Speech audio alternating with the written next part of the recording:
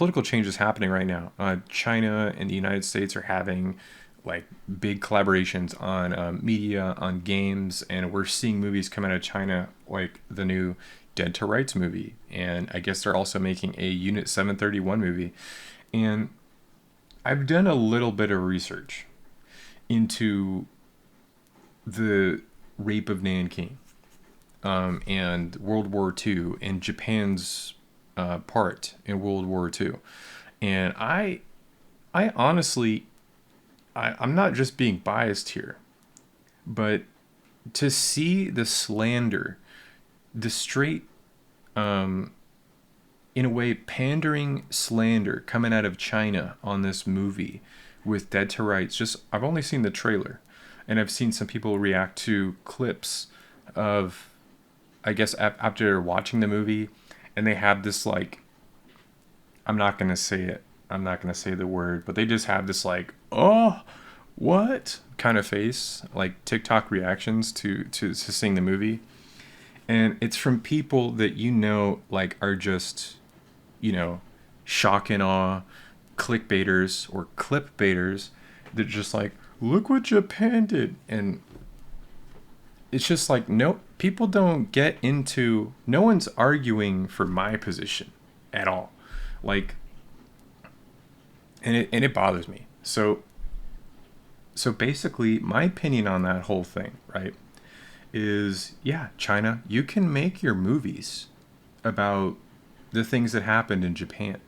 But the thing is China is only allowed to hate Japan. They're not allowed to hate the US. They're not allowed to hate Britain. They're not allowed to hate the Jews, right? They just can't. The only the only enemy or villain that Chinese media makes for themselves and teaches to their school children and now makes movies to propagandize towards general Chinese people, which is an insanely fucking thing to do. It's just because it's Japan. It's a small island. They're not. They're. What are they gonna do? They're not gonna. They're not gonna launch a navy because for I don't know, for maybe 50 years or so they haven't been allowed to like have a navy. They were kind of forced to stop arming themselves after World War II. And it's just really not fair to make such like an emotional grab at what happened in World War II. Like, okay, women got raped, women got killed, babies got killed in horrendous ways. Yeah, that's bad. That's all bad. But to dramatize it and just like, what's the point here? I mean, do you think that the Americans didn't do bad things in Manifest Destiny? Do you think the British Empire didn't do a lot of bad things to what they eventually had was 24% of the Earth's surface under their control?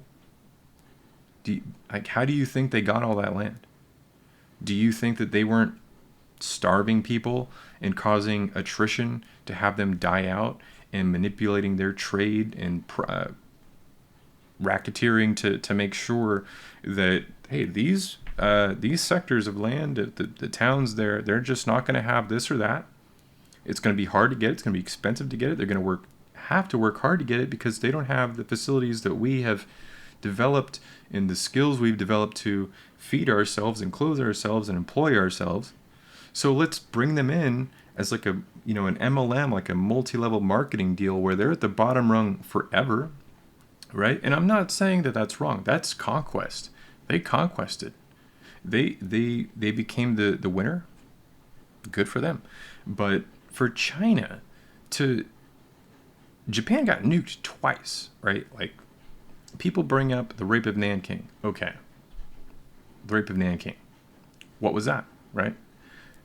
From what I've read, right, and there's a lot of people who say that, and I believe this is like a historical fact, that there was I don't think maybe he was a general or something like that, and I've got corrected on this before, but so this general was, I guess he was father-in-law to this prince who was he was already royalty. He was already a prince, but he married into the imperial family to become like a higher level, closer to the I think it was the Emperor of Japan, or at least like the military sector family of Japan. He got closer to that area by marrying into it.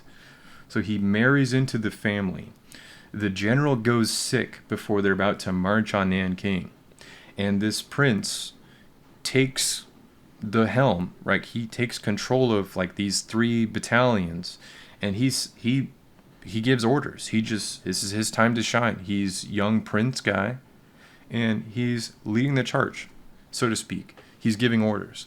And what does he do?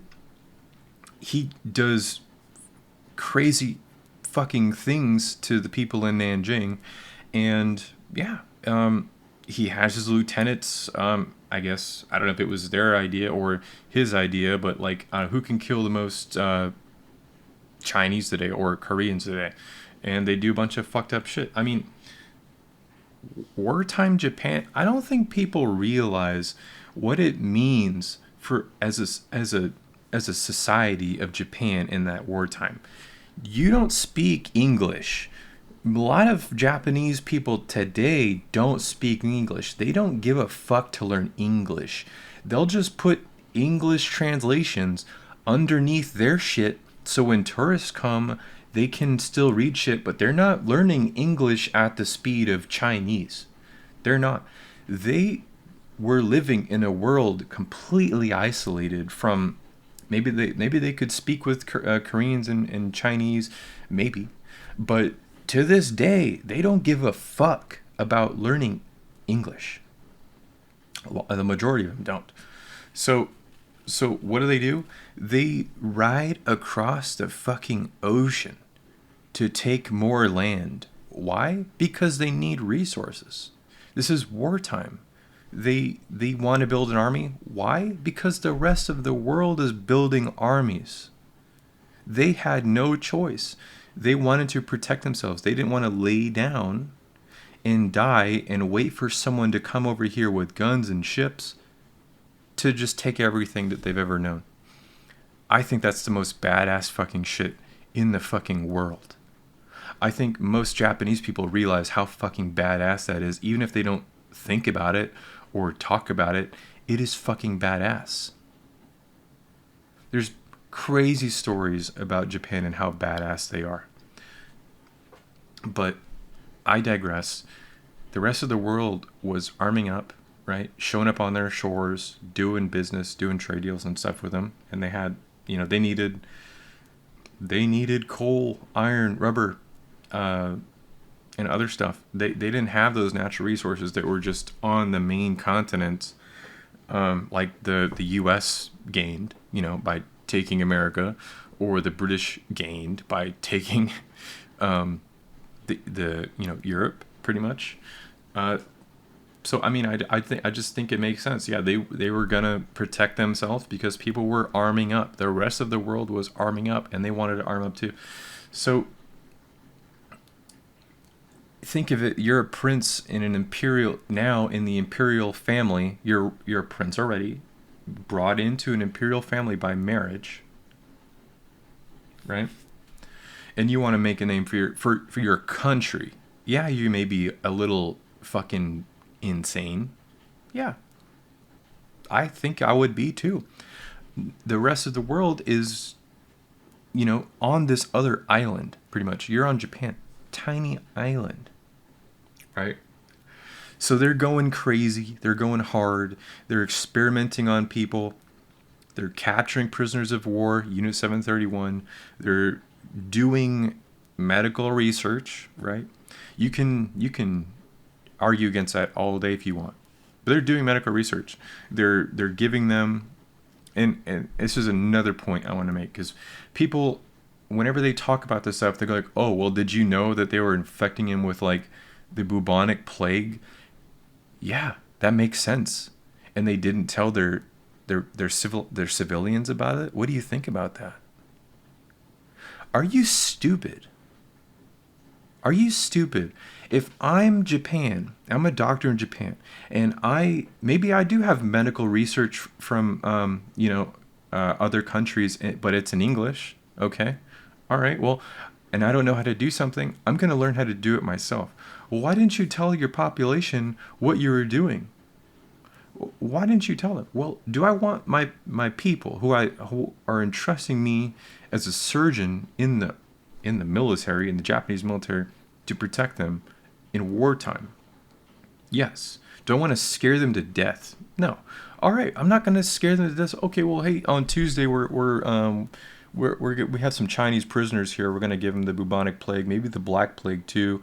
Chop a leg off and see how long they can live, or I don't know. We're gonna freeze them and see how long they live, or we're gonna I don't know, just crazy stuff. Like, you're in Japan, you don't know where you're going. It could be cold. It could be freezing always. It could be freezing all the time. Maybe you end up in Russia. Maybe you end up in China. I don't know. I think they were preparing for anything, right? I don't think Japan deserves any of the hate it got for literally risking their lives to travel across the ocean to protect their country. I don't think any other country in our recorded history has done anything so brave. Ever. Yeah, you can have your standoff where you're in the sniper's nest in, I don't know, and you killed 193 other guys who were protecting their country. Cool. That is badass. That is badass. Too, you know? But I just don't think Japan gets the credit for it, and I don't think the average American or even the average person in the world takes Japan's side for the bravery that they did in World War II, leading up to it, after World War II. I just don't think it's fair. I don't think anyone talks about that stuff, and it really makes me upset that not that people don't talk about it, but the disrespect people put on Japan's name. Not just because I'm Japanese and I'm biased, but I think being Japanese has forced me to look into those ways and see just what was going on. Just to think about it. Just it may kind of sound like I'm spitballing here. Just I'm not used to talking in general, but that's just kind of how I feel about it.